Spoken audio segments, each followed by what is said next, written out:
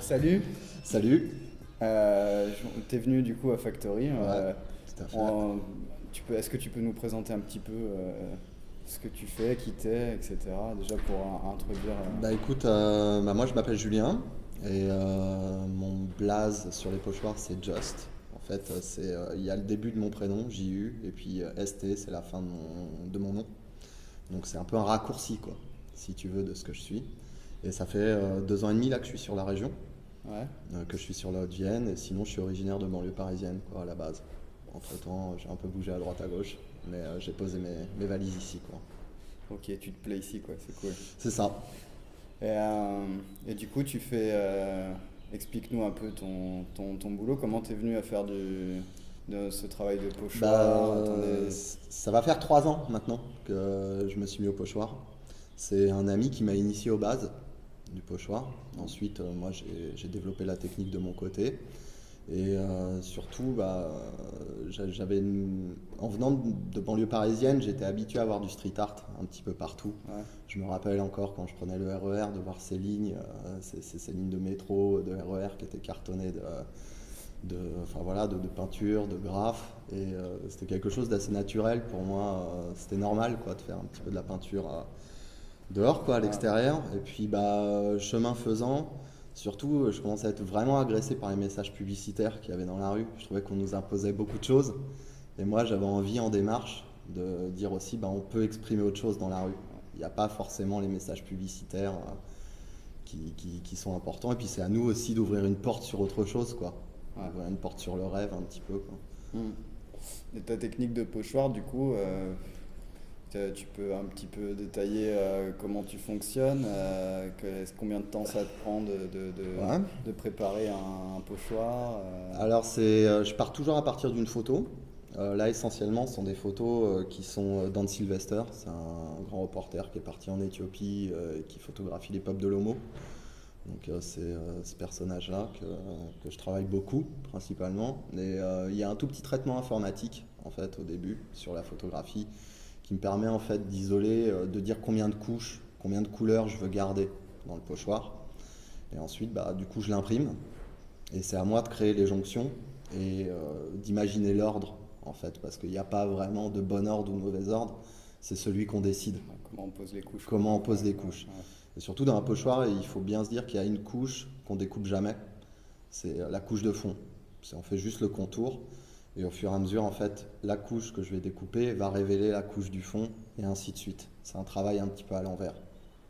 Voilà. Et ça prend, pour des pochoirs à peu près sur cette série, je dirais il y a au moins une soixantaine d'heures de découpe jusqu'à Pour 80 heures pour un pochoir. pour l'ensemble des couches. Ouais, ouais. Pour l'ensemble des couches. Donc c'est un peu un travail de patience. Et t'as toujours bossé avec autant de couches ou t'as commencé à faire plus soft Non, j'ai commencé beaucoup plus soft. J'ai fait une dizaine de pochoirs plus soft. Mais ce qui m'attirait beaucoup, c'était le rendu photographique. Et à partir d'un moment, je me suis Faut des dit couches. il fallait plus de couches Ouais. pour avoir la profondeur, du coup. Et c'est à partir de ce moment-là où j'ai commencé à me lancer dans les pochoirs un petit peu à 8 couches, quoi.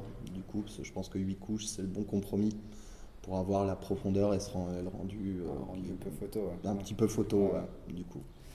Et du coup, tu parlais de tes influences, de un peu ce que tu veux donner comme image. Tu parlais d'un photographe. Ouais. C'est quoi un peu l'impulsion de ton travail? On a un truc très ethnique. Ça vient d'où? Alors l'impulsion, c'était surtout, je reviens à la banlieue. C'était un milieu assez urbain et j'avais envie aussi d'exprimer dans la rue, de dire qu'il y avait plusieurs réalités qui cohabitaient quoi, sur cette planète. Dire que pendant à ce moment-là où les gens vivent dans cette société plutôt occidentale, quoi, il y a d'autres réalités qui sont en train de se passer. Et j'avais envie d'ouvrir cette porte, voilà, de montrer aux gens que il n'y avait pas que notre mode de vie qui était celui qui était vécu par la plupart des gens en fait, quoi, sur la planète, quoi. Et c'est comme ça que du coup, tu choisis tes sujets. Ça vient de. C'est ouais, ouais, principalement ça, quoi. C'était la première motivation, c'était celle-ci, quoi, de vraiment d'ouvrir une porte sur autre chose, sur un autre monde, mais qui existe, quoi. Du coup, c'est pas un monde féerique, fantasmagorique, quoi. À C'est quelque montrer chose dans de très Paris. réel. Et à mettre dans Paris, je trouvais ça intéressant, justement, le décalage qu'il y avait entre l'univers très urbain et de mettre quelque chose d'ethnique, voilà, de poser une image qui rappelle à autre chose, quoi. Ouais. Voilà, d'arrêter un peu le temps, quoi, du coup. Ouais. On a parlé du coup un peu de tes sujets et de la manière dont tu travailles, mais est-ce que tu peux nous en dire un petit peu plus sur ton environnement de travail, comment tu as l'habitude de travailler, quoi? Alors mon environnement de travail, c'est-à-dire que bon, pour découper du coup là, ça je suis chez moi, je le fais là où je vis. Et ensuite pour bomber, c'est un petit peu plus compliqué parce que c'est pas quelque chose qu'on fait vraiment à l'intérieur dans un petit espace. J'ai essayé chez moi, bon c'était une mauvaise idée, mais bon j'avais pas trop le choix.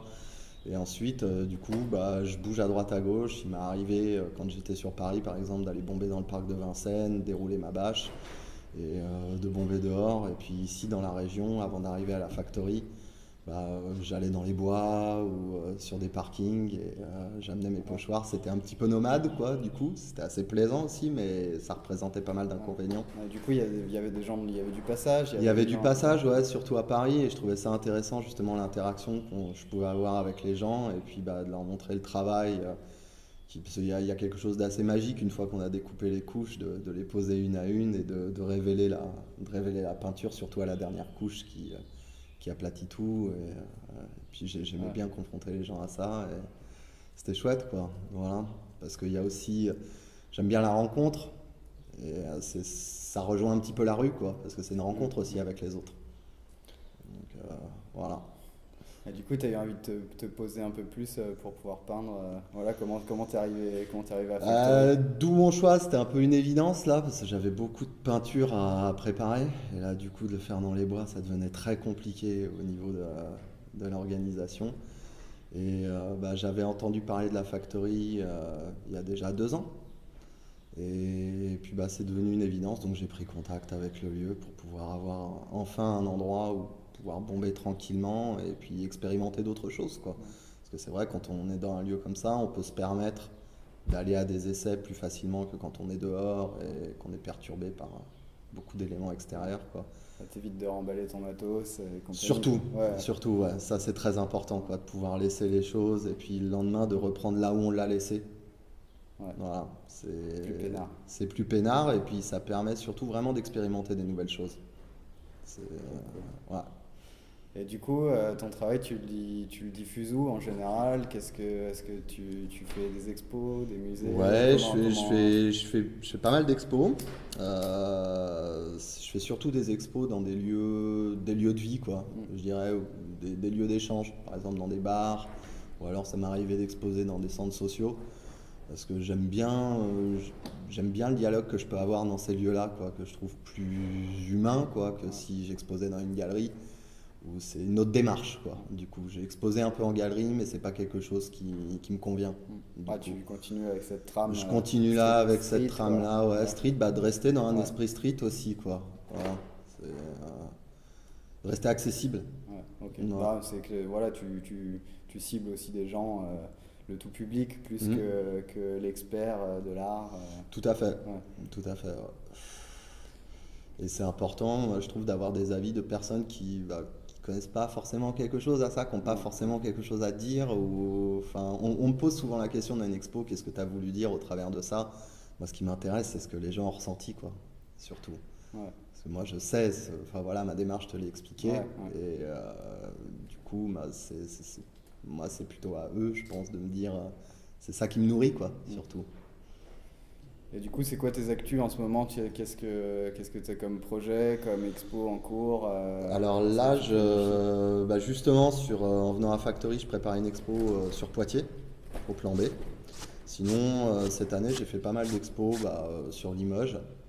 Et puis toujours dans des bars, dans des centres sociaux.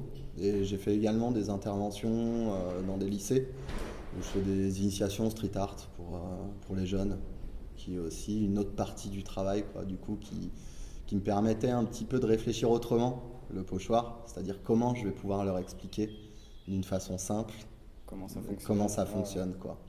Et puis avec un petit peu de speed painting ou des choses comme ça pour ouais. avoir un rendu. Le partage de Le ton partage, savoir-faire, il te fait ouais, le plaisir. partage, mais ça m'a vraiment donné une autre ouverture. Même ça a complètement changé mon mode de travail, du coup, de partager et de faire ces interventions. Complètement, quoi. J'ai même repensé totalement ma façon de découper. Et je pense que c'est en partageant avec d'autres personnes de toute façon qu'on arrive à ouvrir, quoi. Ouais. On va ouvrir ce qu'on fait, parce qu'en restant tout seul dans son coin, ce que j'ai fait pendant pas mal d'années, On finit par stagner. on finit par stagner. Ouais, Ouais. ouais. Voilà. Et même en venant ici, du coup, même en créant ici, je trouve qu'il y a quand même une émulation quand on est dans un lieu où il y a d'autres artistes qui créent. On crée d'une façon différente, quoi. Moi, je trouve que j'ai pris beaucoup plus de risques ici que si je l'avais fait de mon côté. Ok. Voilà. Et du coup, tu vois quoi pour le après? Qu'est-ce que, avec toute cette expérience, est-ce que tu as des nouveaux projets qui viennent à court terme, à long terme? Qu'est-ce que tu as dans les cartons? Dans les cartons, maintenant, j'aimerais bien travailler à partir de mes photos, parce que je fais de la photo aussi.